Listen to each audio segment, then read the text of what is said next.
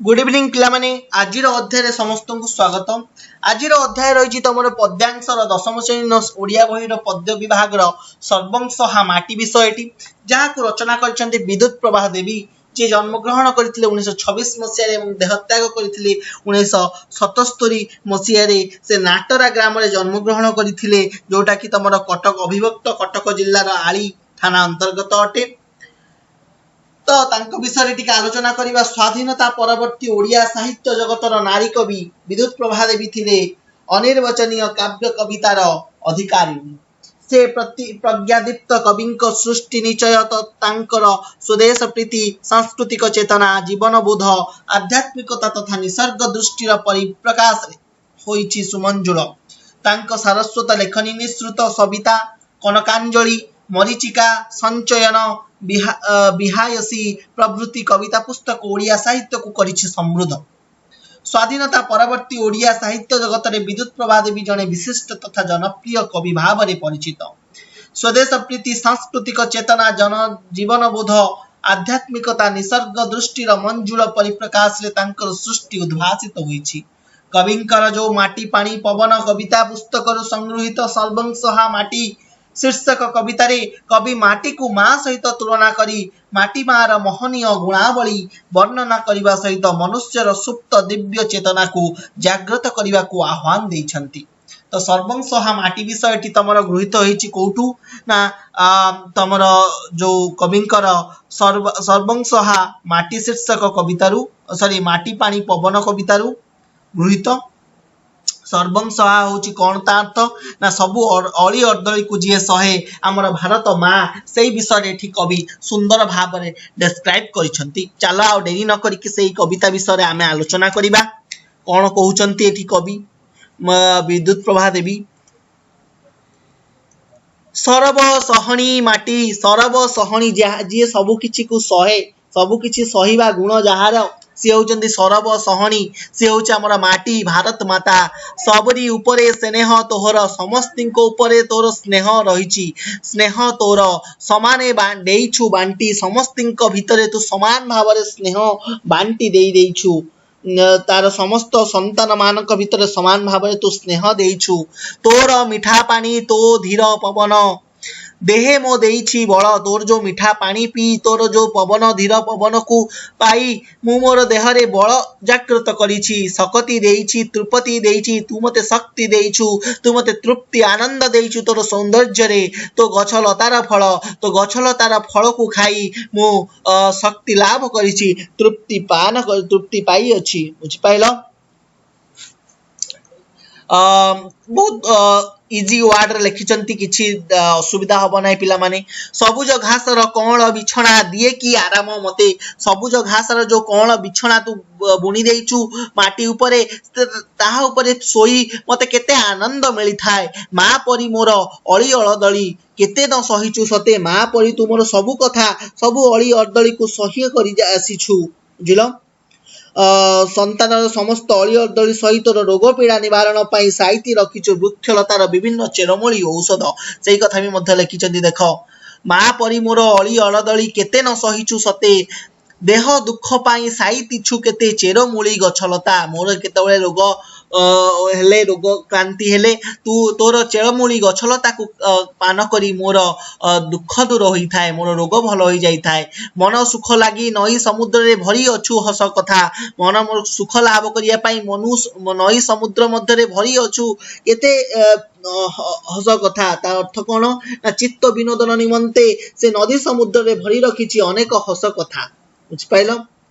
तापरे कौन कहिछि बुकु मो फुलाए आखि मो भुलाए तो बण पक्षीर डाक सरग डाकिले मन बळे नाही छाड़ीबाकू तोर काख बुकु मो फुलाए आखि मो भुलाए केते सुंदर भाव देख लिखिचंती कि ता बण पक्षीर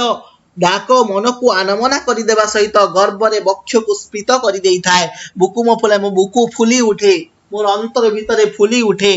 आखि मो भुलाए आखि मोर ताकू देखि कि भूली जाए आखि मोर सेमती स्फीत होई रही जाई थाए सेई जो वृक्षलता को देखि कि हला जन्म काळू जे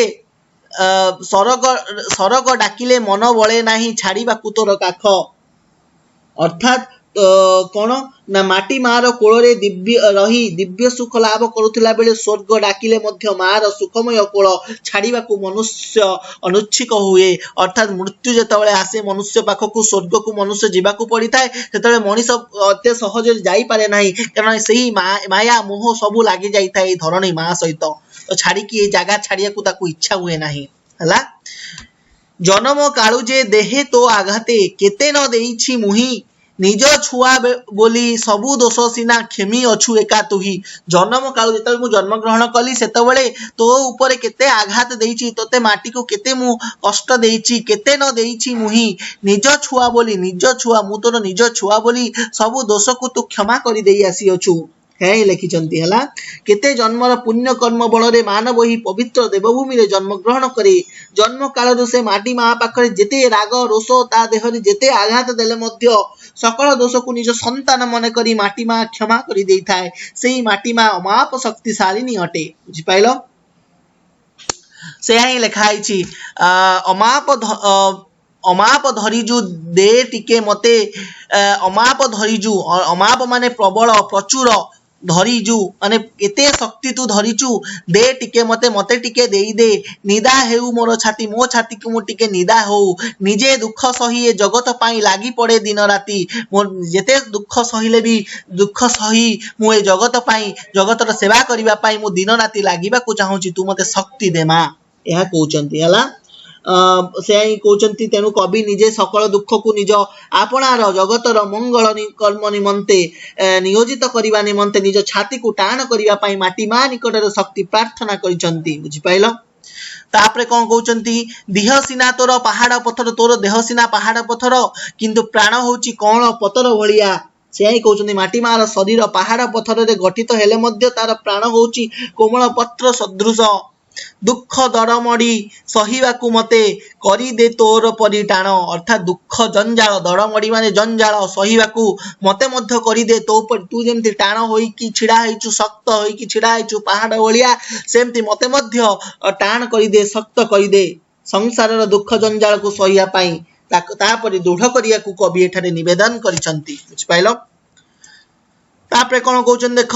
तोर मुकती रे मोर मुकती मा तोर हसे मोर हस तोहरी अंतर आदेशे चले मु घोषी तोर महाजस अर्थात माटी मार मुक्ति रे ही संतानर मुक्ति ही थाए तार हसरे ही संतानर मुखरे फुटे हस किंतु संतान मानकर चित्तरु आज हसी हजी जाइछि से चिंता और चेतना कविंक दृष्टि रे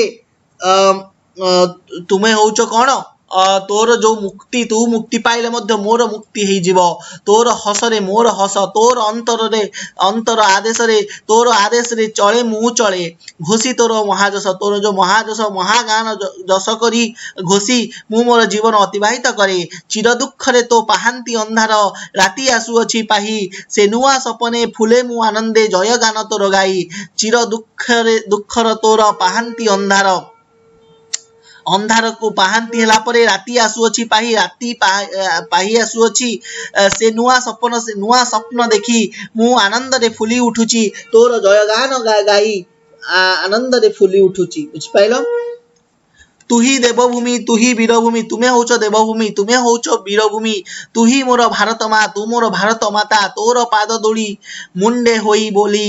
रखी तोर ना तोर पाद धूली के मुंडरे बोली देश पाई विभिन्न बहुत सारा कार्य करी तोर ना रखी चेतन गर्भा माटी माने कौन चेतन गर्भा जे भारत रे विभिन्न चेतना समय क्रमे उन्मेषित एवं प्रवर्तित होई जगत को प्रभावित करिछि चेतन गर्भा माटी केउटी हजिछि अर्थात कुआडे पळै जाइछि लोक माने काहे तते भूली गलेनी खोजी दे मोर चेतनार चाबिकाठी अर्थात लोक मानकर तोर जो संतान मानकर चेतनार चाबिकाठी को तुमा खोली दे कारण धीरे धीरे लोक माने से आज हजी जाइछि से चिंता और चेतना कविंक दृष्टि रे वीरभूमि देवभूमि भारत जननी हेउछि चेतन गर्भा तेणु सेई हजि जाइथिबा सेई सुप्त चेतना को संतानंकर हृदय रे जागृत कराइबा पई निवेदन करिसंती। से जन्मभूमि अंतर्गत आदेश लाभ करी कवि तांकर जस गान करि चलिसंती। माटी मार दुख रात्रि पाही आसिलाणी, नूतन स्वप्न रे उत्फुल्लित होई महानंद रे तोर पादधूली को मस्तक रे बोली मातृभूमि रो जयगान करिवा सहित तार सुनाम रक्षा करिवा निमंते कवि आह्वान दैछंती। तुही मोर भारत मा तोर पादधूली मुंडे होई बोली रखिबी तोहर ना, जोटा को लिखिचंती बुझिलो। तो एठी लिखिचंती कवि मुख्यतः वर्णना करिचंती जननी जन्मभूमिश्च स्वर्गादपि गरियसी। एही मंत्र रे अभिमंत्रित नारी कवि किए विद्युत प्रभा देवी सारस्वत दृष्टि रे ही माटी हेउची सर्वंसहा बोली एठी कौन सूचाई। अर्थात सबु अली अर्दली को सही जे आमको रक्षा करी आसी तार समस्त जिनस को से आम पाई उत्सर्ग कर देछि से माटी मा विषय रे एठी कवि उपस्थापन करछंती। तो एतिकी रे हमर अध्याय समाप्त हला। एटा बहुत छोट अध्यायटी सर्वंसहा माटी। आशा करछि समस्त बुझी पारिथिबो। एहार अंतर्गत क्वेश्चन आंसर आमे नेक्स्ट क्लास रे आलोचना करिबा। आज पई एतिकी, धन्यवाद।